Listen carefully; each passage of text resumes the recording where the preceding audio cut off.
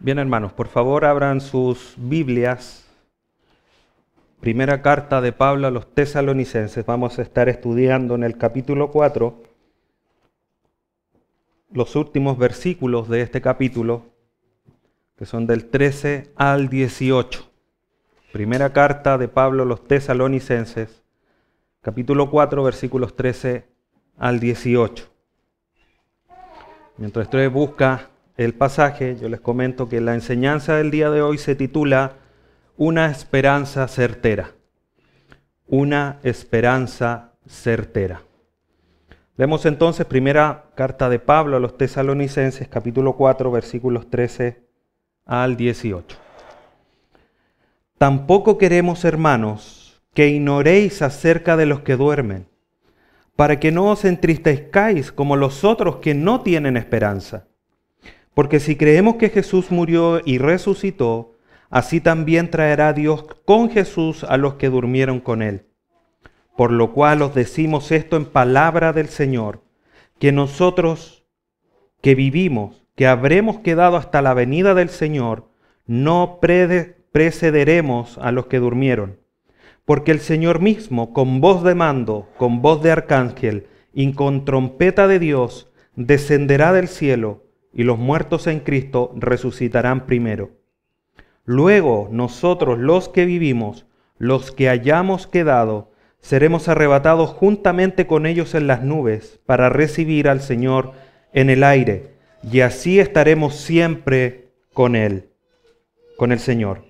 Por tanto, alentaos los unos a los otros con estas palabras. Solo leer este pasaje ya comienza a inundar cierta esperanza, cierto gozo, como que se acelera el corazón. Pablo anteriormente en el capítulo 4, los primeros 12 versículos, ha estado entregando indicaciones cómo es que la iglesia debe vivir su vida práctica, en tanto pureza, en tanto amor, en cuanto al trabajo, que son temas importantes para tener en cuenta. Demuestran, son las obras que hacen manifiesta la vida nueva que cada creyente tiene. Pero ahora Pablo comienza a tocar un tema que también es importante y que el creyente también debe tener en cuenta, como lo vamos a ver en los versículos que vamos a ir analizando. Entonces Pablo pasa de esta vida práctica a un tema que es con respecto a los eventos finales, a la escatología, que se llama esa rama de la teología que estudia los eventos finales. Con un propósito especial, como bien lo leímos al versículo 18, para animarnos, para alentarnos, porque es necesario que así sea. Y este tema en particular no puede ser dejado de lado. Pablo, en medio de estas indicaciones respecto a la vida cristiana, introduce, hace un giro necesario para que la iglesia en Tesalónica tenga esto presente, para que no lo ignoren, como dicen los versículos que iniciamos, para que lo apliquen a su vida diaria. Por lo tanto, las indicaciones, si lo pudiéramos hacer un resumen, de Pablo para la vida cristiana tienen que ver con la pureza, con el amor, con el trabajo, con miras a la venida del Señor. No es un tema que podamos dejar de lado, es un tema que tenemos que tenerlo presente. De hecho, el pastor Samuel Pérez Millos comenta a él y dice, este tema tiene que ser enseñado más frecuentemente en la iglesia. Tiene que ser un motivo de conversación frecuente entre los hermanos, comenta él. Ahora, ¿por qué no lo hacemos? Lo hacemos en términos de lo general, que el Señor viene y que lo esperamos, pero debemos alentarnos a través de eso. Entonces Pablo ahora incluye este tema. Y tenían los hermanos en la iglesia en Tesalónica que tener algo en cuenta, que la resurrección de Cristo, como lo veíamos la semana anterior, es la garantía de la resurrección de los creyentes. Porque Él resucitó, nosotros vamos a resucitar. Entonces hoy día, hermanos, para ya ir a los versículos vamos a ver cómo es que esta realidad de la venida del Señor debe animarnos en nuestra vida cristiana. Teniendo muy presente que esta esperanza no se ha diluido a través del tiempo, sino que esta esperanza sigue siendo una esperanza certera. Vamos al versículo 13. Pablo inicia esta sección diciendo: tampoco queremos, hermanos, que ignoréis acerca de los que duermen. Pablo está hablando a la iglesia. Dice, por tanto, en conclusión, hermano, esto que les voy a mencionar también es importante. Por tanto, hermanos, a la iglesia. Es la iglesia la que tiene la esperanza certera, como lo vamos a ver. Entonces Pablo no quiere que los hermanos en Tesalónica desconozcan, sean ignorantes acerca de los que duermen. Esa palabra ignoren o ignoréis es justamente eso, estar falto de alguna información o de algún conocimiento. Pablo no quería que le faltara esta información que él les va a entregar. Y lo más probable es que los hermanos en Tesalónica, como Pablo lo manifiesta aquí, es que los hermanos tengan dudas del poder ver nuevamente a sus seres queridos que ya han muerto. Los que duermen, como dice el pasaje, es una metáfora que hace alusión o que se refiere a aquellos que han muerto en lo físico, pero que permanecen en una vida espiritual. Los primeros cristianos, de hecho, a los cementerios donde estaban sus hermanos que habían muerto en la fe, los llamaban los dormitorios. Puede sonar un poco tétrico, pero eso manifiesta la creencia y la fe de que donde estaba el cuerpo es solamente un paso para poder llegar a la vida eterna, de manera certera, de una manera transformada. Entonces Pablo les dice, no quiero que ustedes ignoren esta información respecto de los que ya han muerto, que los han precedido, con los que ya no están con ustedes. Y esto tiene un propósito, de que conozcan esta información. ¿Cuál? La segunda parte del versículo lo manifiesta. ¿Para qué? Ahí está el propósito. ¿Por qué no quiero que ignoren? Para que no os entristezcáis como los otros que no tienen esperanza. Cuando un ser querido parte, es normal sentir dolor, tristeza, porque finalmente se ha perdido un ser querido. Es normal, somos seres que Dios nos ha creado con sentimientos. El punto no es que nosotros nos debamos ir al extremo de si alguien se muere, no manifestar, no llorar, no sentir un pesar, no sentir dolor, sino que por el contrario, lo que sucede con aquellos que no tienen esperanza es que se angustian, como dice el versículo, para que no os entristezcáis. Esa palabra entristezcáis en el griego quiere decir llegar a ser infeliz. ¿Cuántas personas, y es una situación triste por supuesto, frente a la pérdida de un ser querido, viven de una manera infeliz? Y eso no corresponde, hermanos.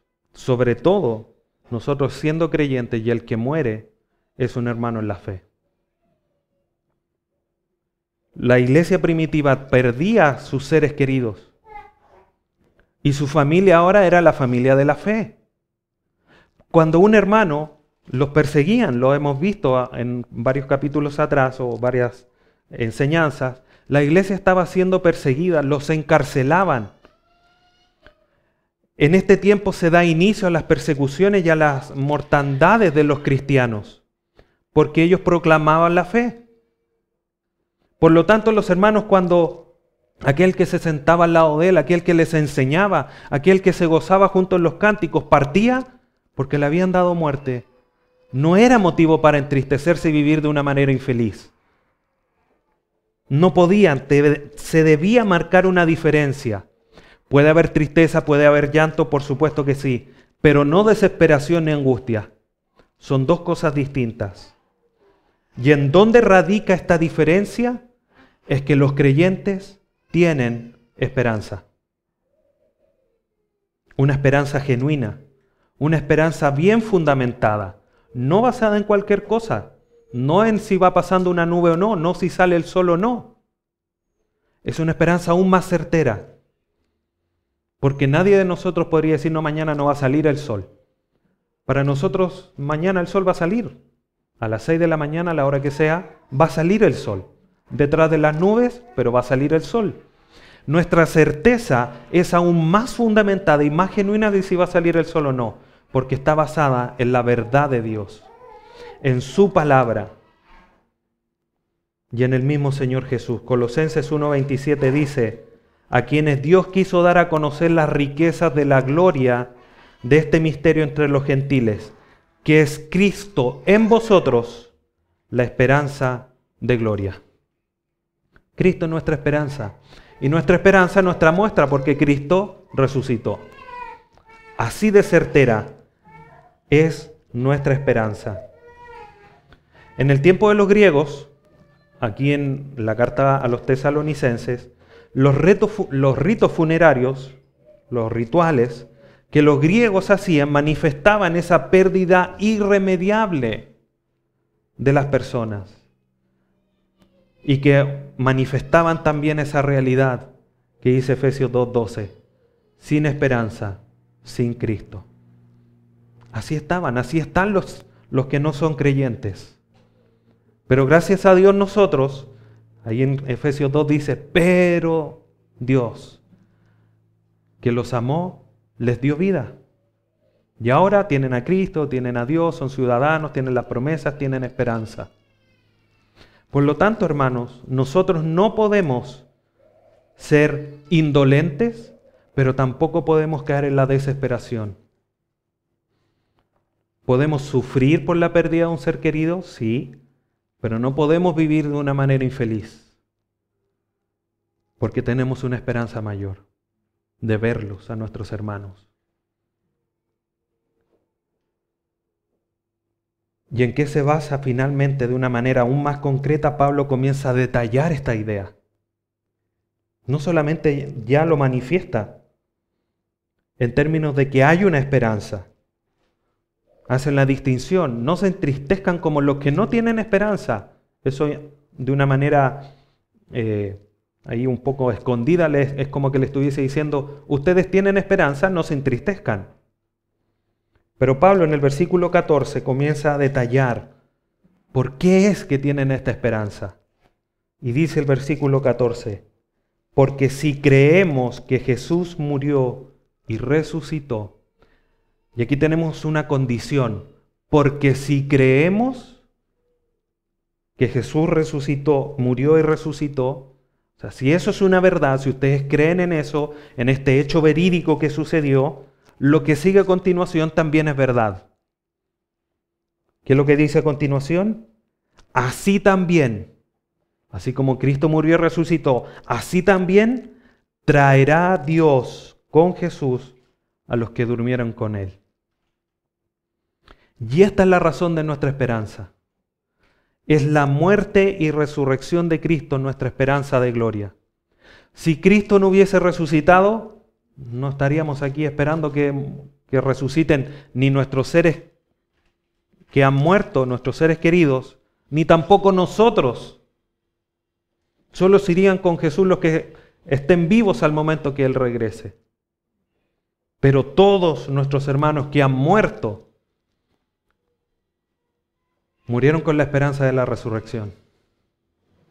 Pablo, escribiendo aquí, lo manifiesta más adelante, los que hayamos quedado. Pero yo creo, Cristo murió y resucitó, por lo tanto los demás van también a resucitar.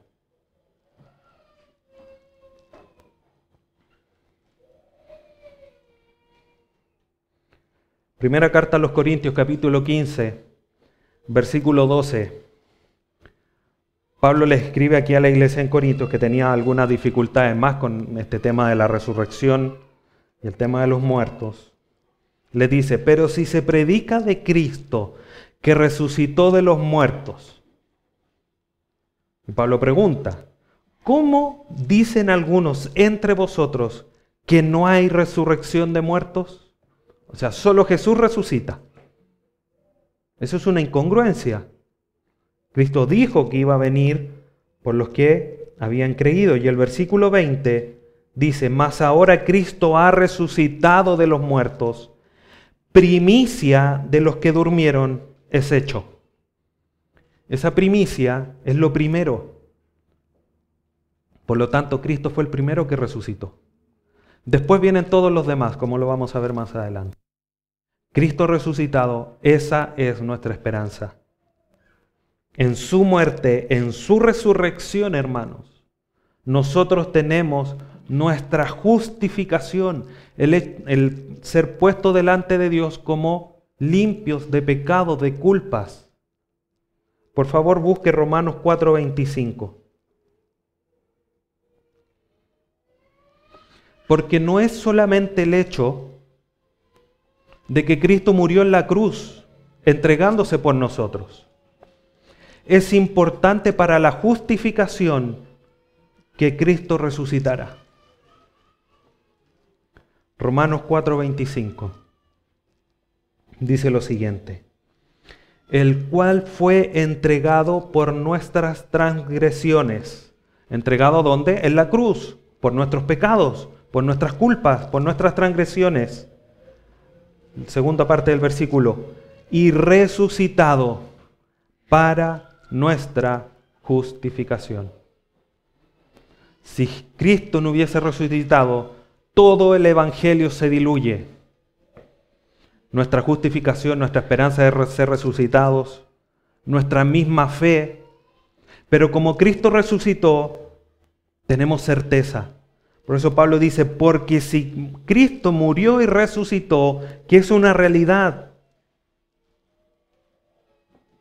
que es algo esencial para la fe. Porque creer en Cristo muerto es una fe muerta. Morir con Cristo no es suficiente para ser salvo. Debemos resucitar a una nueva vida. Porque si no nos quedamos muertos. Romanos 8, versículo 1 y 2 dice, ahora pues ninguna condenación hay para los que están en Cristo Jesús. Pero mire lo que continúa diciendo el versículo. Los que no andan conforme la carne, sino conforme al Espíritu. Estamos en una nueva vida. Ya no según la carne, sino que según el Espíritu. Versículo 2. Porque la ley del Espíritu de vida en Cristo Jesús me ha librado de la ley del pecado y de la muerte. Ya no estoy muerto, en Cristo yo muero, pero resucito, porque los que están en Cristo, nueva criatura son. Aquí todas las cosas viejas pasaron, son todas hechas nuevas. Por lo tanto, la resurrección de Cristo no es solamente un hecho de manifestación de poder, sino que por decirlo de alguna manera también era un hecho necesario para nuestra salvación. Y no solamente para nuestra salvación, sino que también para la esperanza que tenemos como hijos de Dios. Gary Stevens comenta lo siguiente: la esperanza cristiana no es simplemente una ilusión, sino una expectativa segura. Por lo tanto, hermanos, Jesús murió de una manera real. Es un hecho histórico que muchos cuestionan, pero hay datos históricos que lo avalan también. Y Él mismo fue el que ha resucitado.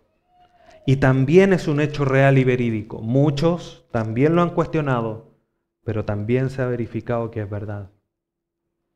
Por lo tanto, la realidad y veracidad del hecho de que Cristo murió y resucitó valida este segundo argumento que leímos en este versículo, así también traerá Dios con Jesús a los que durmieron en Él.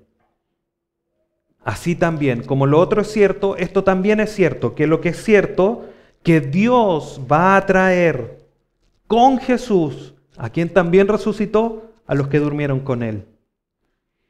No se puede separar esa realidad.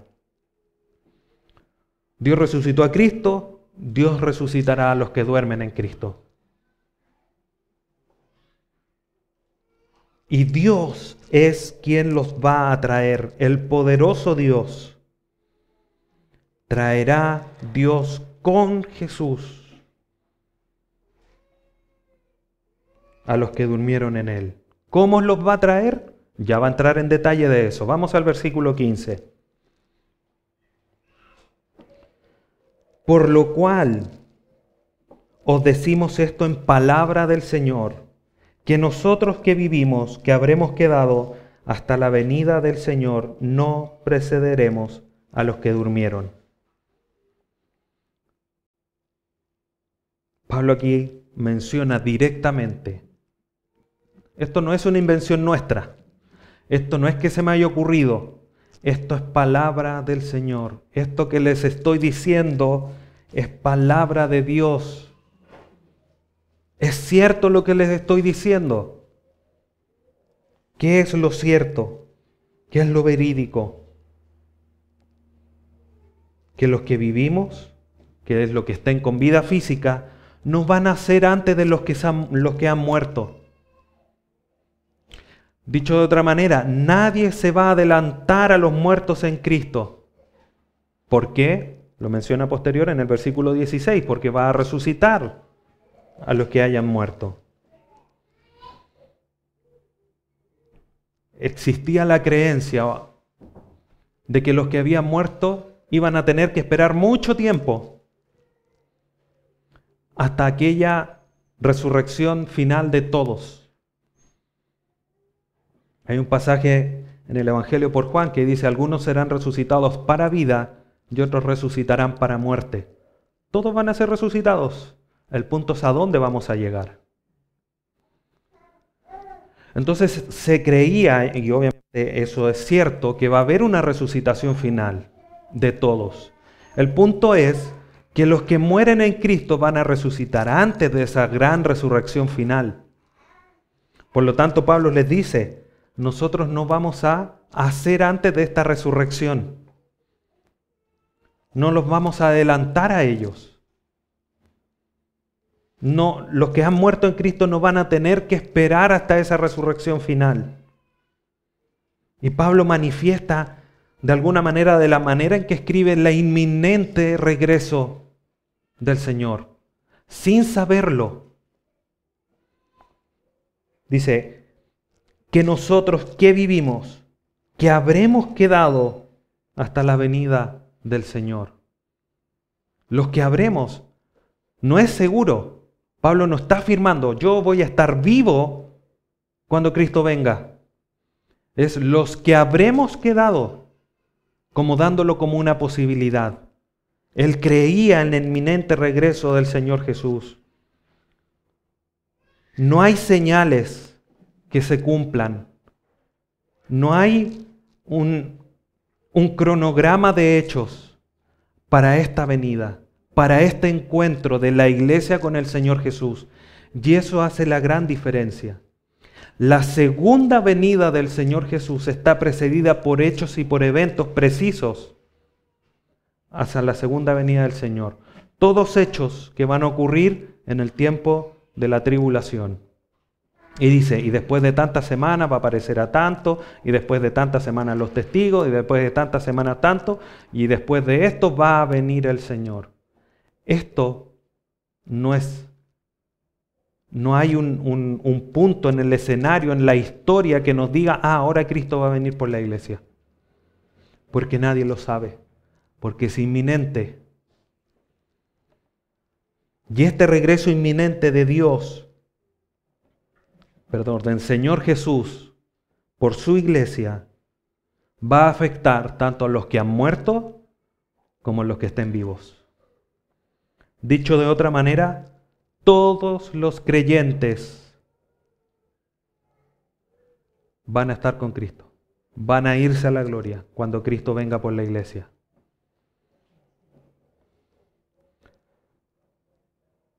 Samuel Pérez Millos comenta lo siguiente: cuando el Señor venga, ningún creyente dejará de estar presente para el encuentro con Él.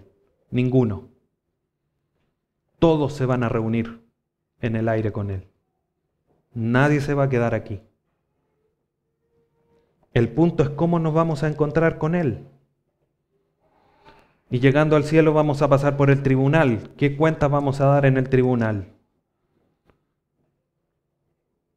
Ese es el punto, pero ningún creyente va a faltar a esta cita. Versículo 16.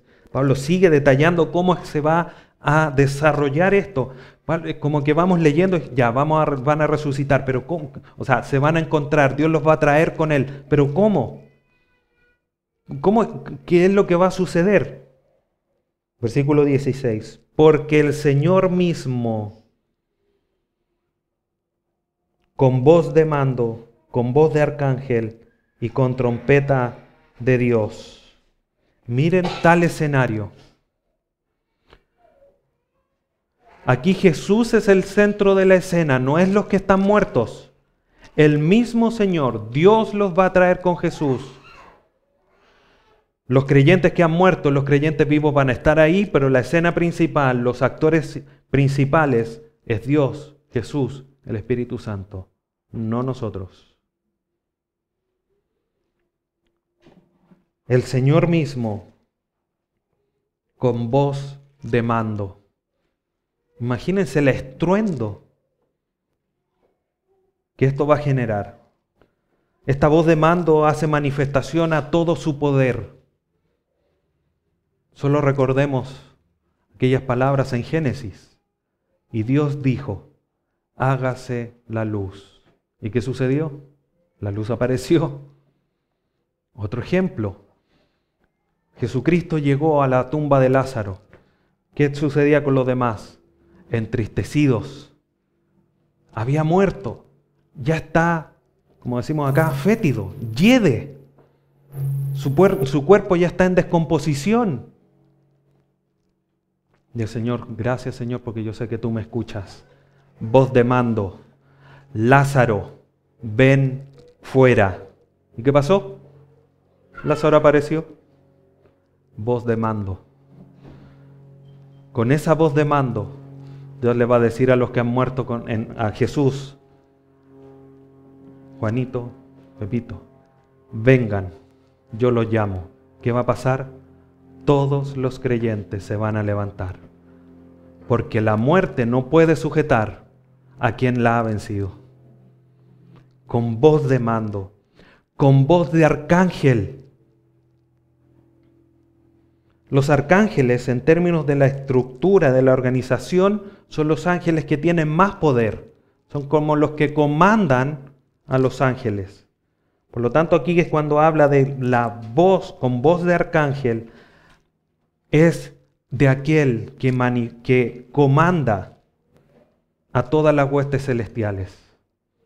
Él es el que va a venir. No va a mandar a alguien. Es el que manda a todos los ángeles, a todas las huestes celestiales. Y esa voz es la que va a resonar. Esa voz es la que va a levantar a los muertos, la que nos va a llamar a nosotros y nos va a levantar, como continúa diciendo después. Pero además, con trompeta de Dios. La trompeta de Dios manifiesta o es un ejemplo del fin de una época para dar inicio a una nueva. Ahí en Levítico 25 se tocaba la trompeta y se acababa una época para comenzar otra. Levítico 25, 29 dice lo siguiente. Entonces harás tocar fuertemente la trompeta en el mes séptimo, a los 10 días del mes. El día de la expiación haréis tocar la trompeta por toda vuestra tierra. Y el capítulo, si uno lo lee completo, da esa idea de un cambio de época, de un cambio de inicio, de término y de inicio. Se termina la era de la presencia de la iglesia en la tierra para dar inicio a la presencia de la iglesia frente al trono de Dios. Pero también manifiesta la convocatoria.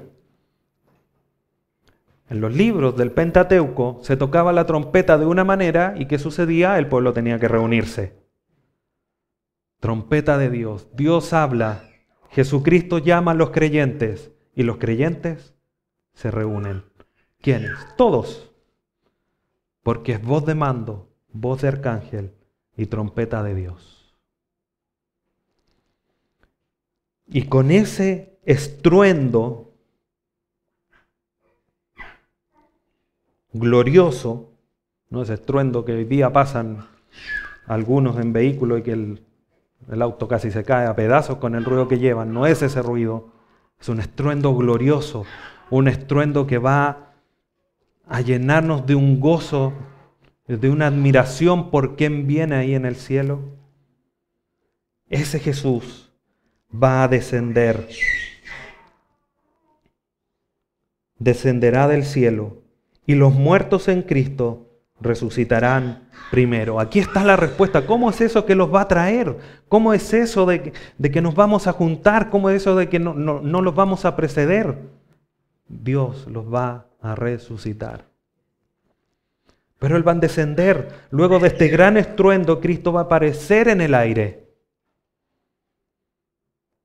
Y los primeros que van a salir a su encuentro son los que han muerto. Descenderá del cielo y los muertos en Cristo resucitarán primero. Cristo aparece, gran estruendo, los muertos se levantan, los muertos resucitan. Y aquí es donde está la solución. ¿La solución a qué? A la angustia. No se entristezcan. ¿Por qué? Porque Dios va a resucitar a los suyos. ¡Qué esperanza más certera! Los que han muerto serán resucitados y van a ir delante de los que estemos vivos, si es esa la voluntad de Dios. Primera carta a los Corintios, capítulo 15, versículos 22 y 23 dicen: porque así como en Adán todos mueren, también en Cristo todos serán vivificados, pero cada uno en su debido orden. Mira qué interesante lo que dice aquí Pablo. Cristo las primicias, o sea, Cristo el primero, luego los que son de Cristo en su venida. En Adán todos mueren, pero en Cristo todos viven. Primero Cristo como la primicia, luego todos los que están en Él. Y así lo está manifestando Pablo acá en la iglesia en Tesalónica. Todos los muertos. Pero todos los muertos tiene ahí una letra chica, como la de los contratos. Los que han muerto en Cristo. No todos los muertos, los que han muerto en Cristo. Dicho de otra manera, los creyentes. Esos son los que van a resucitar en esta aparición de nuestro Señor Jesús. Pablo no lo menciona en la iglesia en Tesalónica, pero es de alguna manera necesario manifestar lo siguiente. Estos muertos van a resucitar no en un cuerpo de corrupción. Primera carta a los Corintios, capítulo 15, versículos 42 al 44. Dice lo siguiente: así también es la resurrección de los muertos. Se siembra en corrupción, resucitará en incorrupción. Se siembra en deshonra, resucitará en gloria. Se siembra en debilidad, resucitará en poder. Se siembra en cuerpo animal, resucitará cuerpo espiritual. O sea, ya no hay corrupción, no hay debilidad, no hay deshonra, sino que el cuerpo que se nos dará va a ser un cuerpo de gloria, un cuerpo con poder. un cuerpo libre de corrupción, tal cual se entiende como el que tenía el Señor Jesús cuando se apareció a los creyentes después de haber resucitado. Él tiene un cuerpo, no es espíritu. Él apareció con un cuerpo físico, de hecho dice que hasta comió, pero tiene ciertas cualidades, como atravesar murallas. Eso no lo hace un espíritu, es un cuerpo especial. Obviamente la Biblia no nos da muchos más detalles respecto de eso, no saca conclusiones, pero vamos a tener un cuerpo. Por lo tanto, cuando resucitemos no vamos a ser espíritus, vamos a ser un cuerpo diferente. Versículo 17.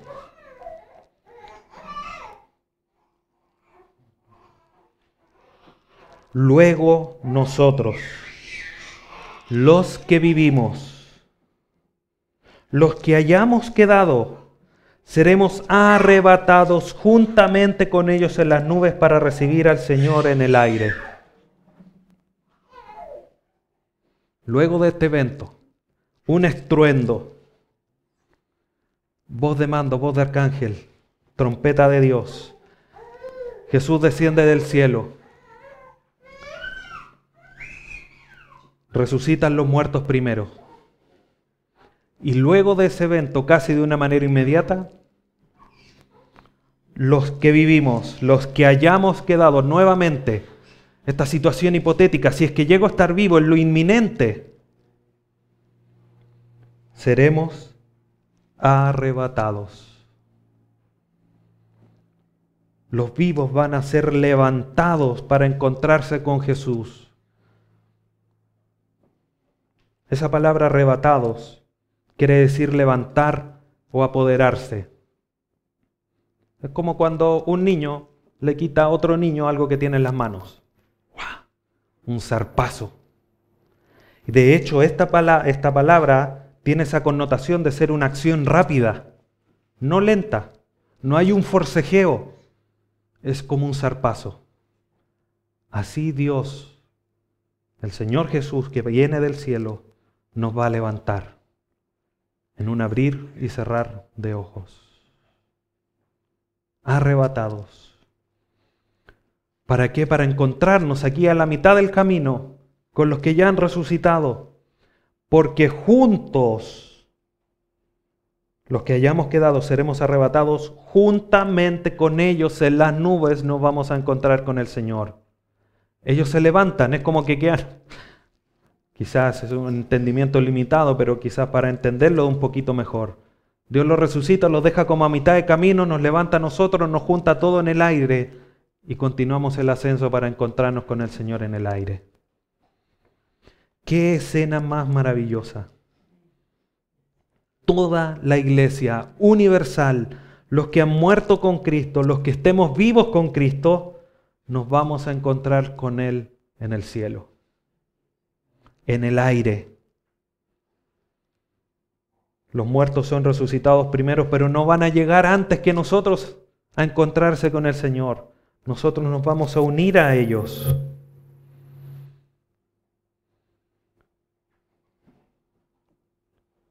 Para que juntamente recibamos al Señor en el aire.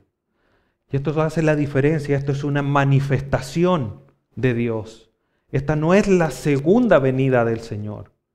En la segunda venida, el Señor Jesús pondrá sus pies sobre la tierra. En este escenario, Jesús aparece en el aire, en el cielo, para levantar a su iglesia. Distinto es su segunda venida, cuando los profetas dicen que va a poner su pie sobre el monte y el monte se va a partir. Son dos hechos distintos. Por lo tanto, de alguna manera no es una venida del Señor, es una manifestación del Señor, porque Él no aparece acá en la tierra, aparece en el aire, donde los muertos en Cristo y los vivos se encuentran con Él en el aire. Y si aún esa escena es maravillosa y nos conmueve, el resultado es aún mayor. Termina el versículo 17. Y así estaremos siempre con el Señor. Y este es el cumplimiento de la promesa que el mismo Señor Jesús hizo. Juan capítulo 14,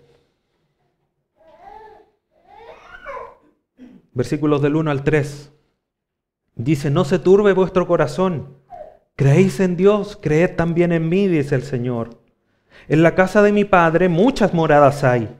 Si así no fuera, yo os lo hubiera dicho. Voy pues a preparar lugar para vosotros. Y así me fue. Y si me fuere, yo os prepararé lugar, vendré otra vez. Yo os tomaré a mí mismo, para que donde yo estoy, vosotros también estéis. Qué hermosa promesa. Este evento de los últimos tiempos es el cumplimiento de esa promesa. Y de una manera ya definitiva vamos a estar con nuestro Señor Jesús, porque Él nos va a trasladar a su gloria, a su eternidad.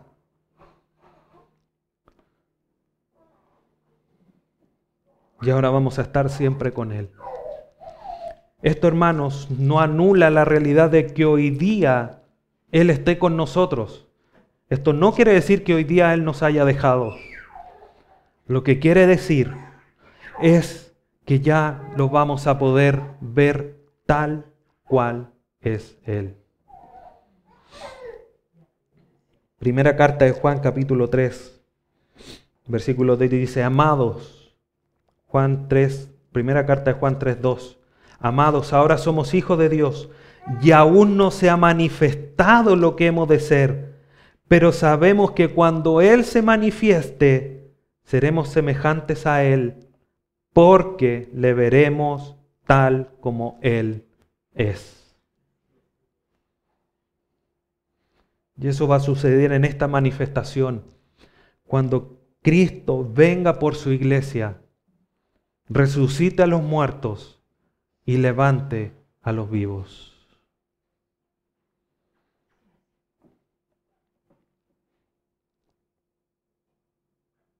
Por lo tanto, los hermanos en Tesalónica tenían que anular toda esa angustia desmedida por perder a los seres queridos.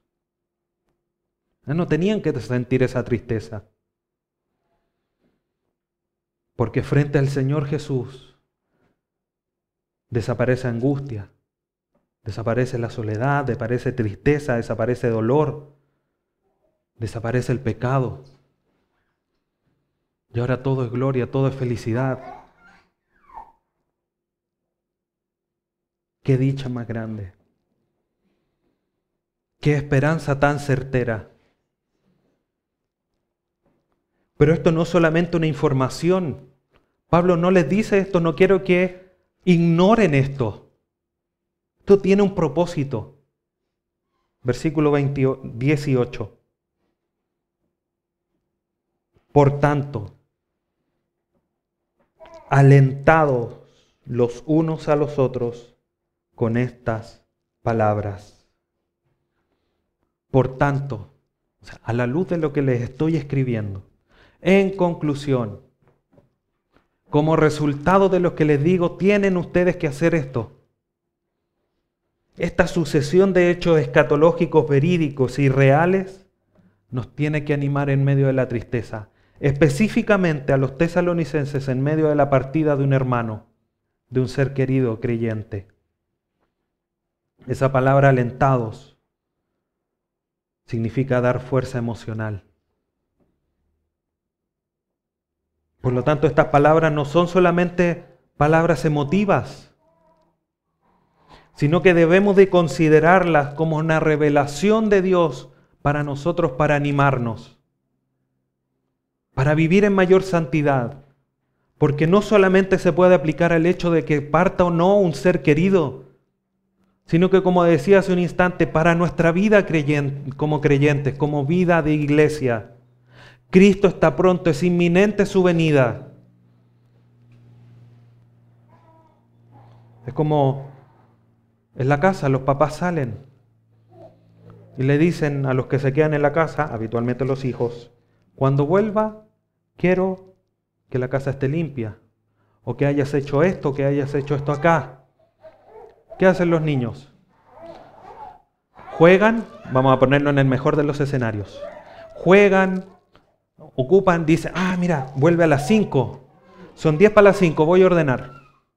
Los papás llegan y está medianamente ordenado hoy el niño obediente. Lo que uno espera, ¿no es cierto? Ahora, ¿qué pasa si Cristo dice, vivan en santidad, santifíquense, sean obedientes? Y miramos la hora, decimos que la venida de Cristo es inminente. ¿Qué vas a hacer? ¿Vas a esperar que Él llegue? ¿Que te encuentre haciendo nada? O por lo menos que encuentre algo medianamente hecho. O mejor aún, que te encuentre haciendo como Él mandó que estuviésemos haciendo.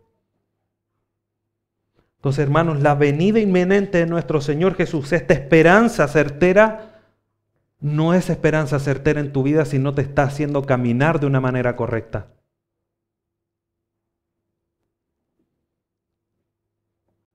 Estas palabras que Dios dejó tienen ese propósito de hacernos, de alentarnos en la tristeza, para alentarnos en la vida cristiana. Ahora, creo que noten algo, hermanos, que puede ser muy obvio, pero es necesario recalcar. ¿Quién es el que alienta? ¿Las palabras? No. ¿Quién alienta? Alentaos los unos a los otros con estas palabras. No son las palabras las que alientan, son los hermanos que utilizan este medio de las palabras que Dios ha dado para alentar al otro. Entonces no esperes que tu hermano que esté triste, que esté pasando alguna situación, diga, ahora sí que el hermano va a estar alentado por lo que predicó el pastor. No, es tu responsabilidad tomar este mensaje, tomar estas palabras, meditarlas tú y aplicarlas alentando a otro que las necesite. Alentaos los unos a los otros con estas palabras. Por lo tanto, hermanos, todas nuestras angustias deben esfumarse, tienen que desaparecer a la luz de la esperanza divina de estar con Él. Solo el hecho de pensar, de escuchar ese estruendo, esa voz de mando, esa voz de arcángel, esa trompeta de Dios, nos para los pelos. En cualquier momento. Eso tiene que fumar cualquier tristeza, preocupación. La muerte, si bien nos toca en lo físico, no tiene poder para sujetarnos. Si alguno de nosotros fallece, lloraremos, nos entristeceremos porque ya no está nuestro hermano en lo físico. Pero con gozo y alegría lo iremos a dejar al dormitorio, porque cuando Cristo vuelva, se va a levantar.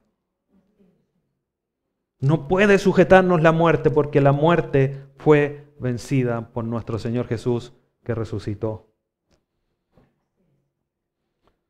Por lo tanto, hermanos, debemos de vivir a la luz de este regreso inminente y de la segura reunión con Él. Nadie se le va a olvidar esa reunión,